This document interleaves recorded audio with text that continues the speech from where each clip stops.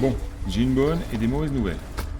Je commence par la bonne parce que c'est à cause de la bonne qu'il y a des mauvaises nouvelles. Alors la bonne, c'est que j'ai enfin acheté une caméra digne de ce nom. Fini les images tremblées, comme dans ma dernière série parce que la GoPro de 2014 n'avait pas de stab. Ça t'évitera de choper le mal de mer en regardant la suite. Du coup, les mauvaises nouvelles maintenant.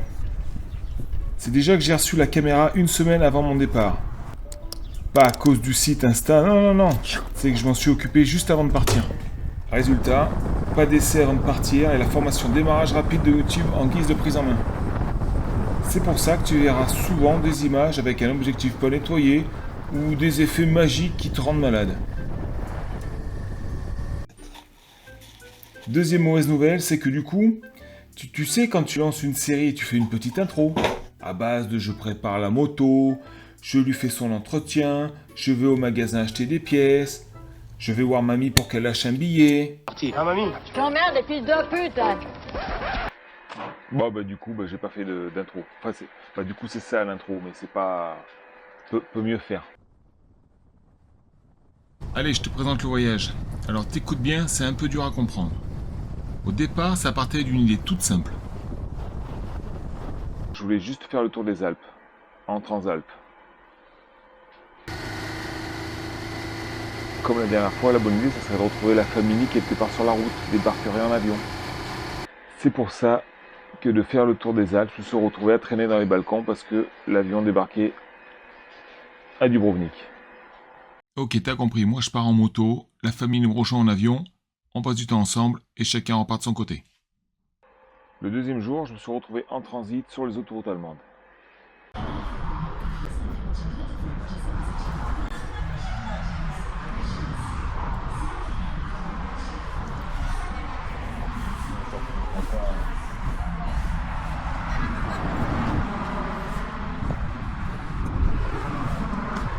Bon, faut payer 1 € pour pisser.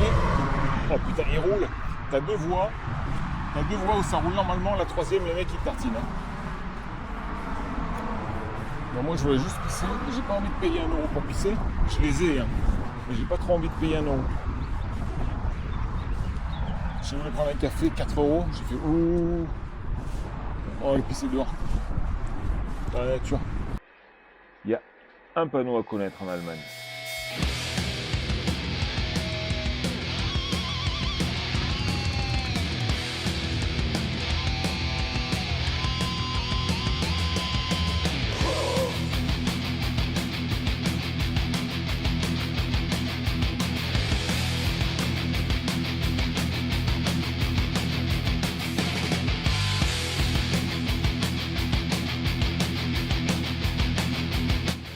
Quand tu as une moto de 50 chevaux chargée comme un M16, quand tu vois ce panneau, tu te gares, voie de droite, tu roules, 110, 120.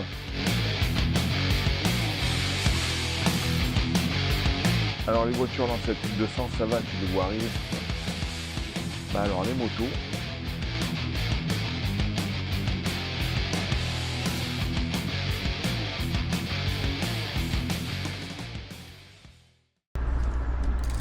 il y a du samplon 102. Un 10 octane 102. Il est vachement plus cher et bah, apparemment il est bien. Je mets ça, hein. Je passe pas les 120. Hein. Je mets ça parce qu'il y a. En me retournant, j'ai eu 2,10 € le litre. Ouais. Je termine ce deuxième jour de route, enfin d'autoroute surtout, un peu avant Munich. Mon objectif de rallier Mostar dans le sud de la Bosnie-Herzégovine en 5 jours se présente pas mal, malgré quelques bouchons sur l'autoroute. Mais les bouchons, quand t'es en moto, ça s'appelle juste un ralentissement. 600 km d'autoroute aujourd'hui. On se trouve un camping pas cher avec un bar. Demain, on traverse l'Autriche et logiquement, on devrait même arriver en Slovénie.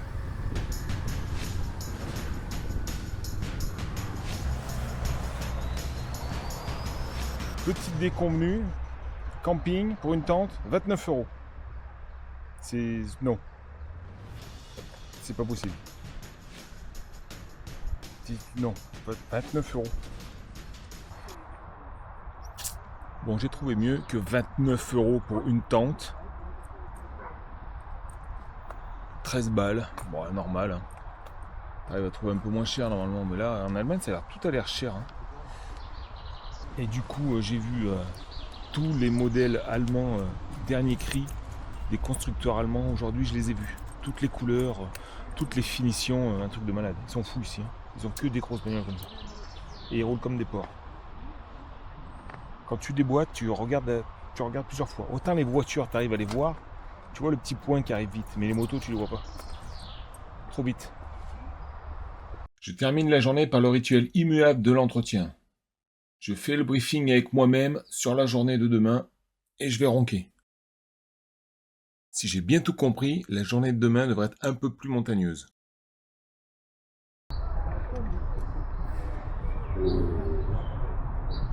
Bingo.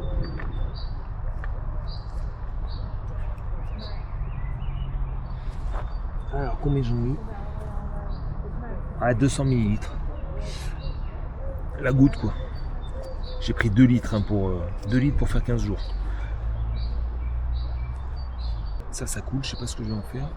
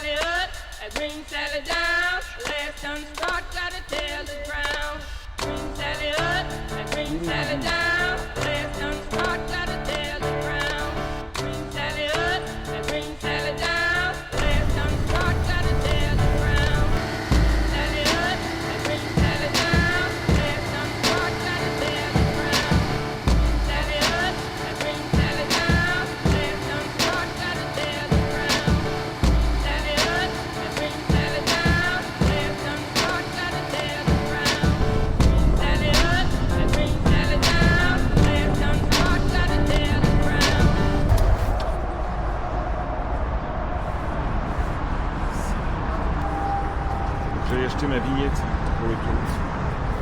Je vais me faire allumer. Je viens de passer la frontière. Tu vois même pas quand tu passes la frontière. Tu as les panneaux comme quoi tu as acheté ta vignette. Donc, tu sais pas trop. Alors, on va acheter la vignette, on va la coller. On va continuer. Et oui, n'oublie surtout pas d'acheter ta vignette et de la coller sur ta bulle car la vente est plutôt salée. 120 € alors qu'elle ne coûte que 4,50 € pour 10 jours. Et ne pense pas que comme des Français, ils vont t'oublier. J'ai rencontré un couple de Français qui ne l'avaient pas acheté la première fois qu'ils avaient traversé l'Autriche et ils avaient un petit souvenir à 120 € dans leur boîte aux lettres au retour.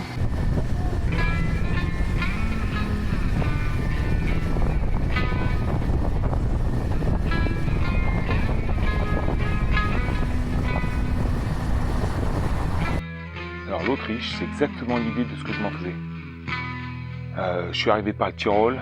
Du coup, le Tyrol, les montagnes, le Tyrol, les chalets à flanc de colline, le Tyrol, la neige. Il faudra peut-être que je revienne faire un tour un de ces quatre. Il y aura peut-être une série sur l'Autriche. Peut-être, on verra. 40 km de la Slovénie.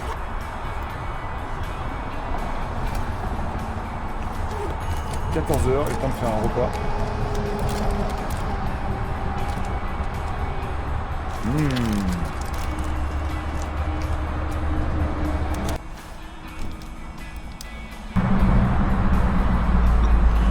Pas terrible ça.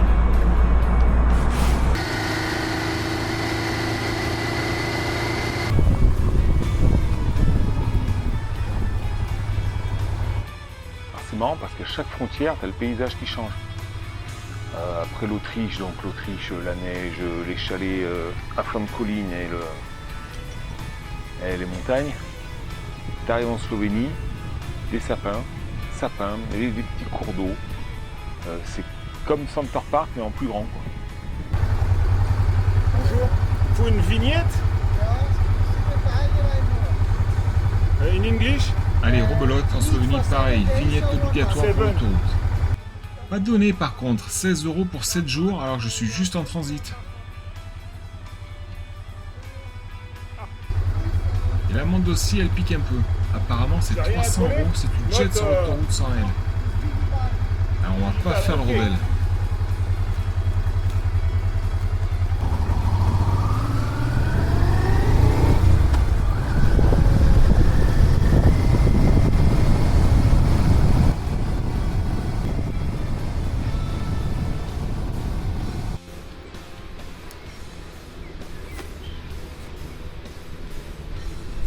Je suis arrivé le soir à Bled, je vais exprès à Bled pour visiter.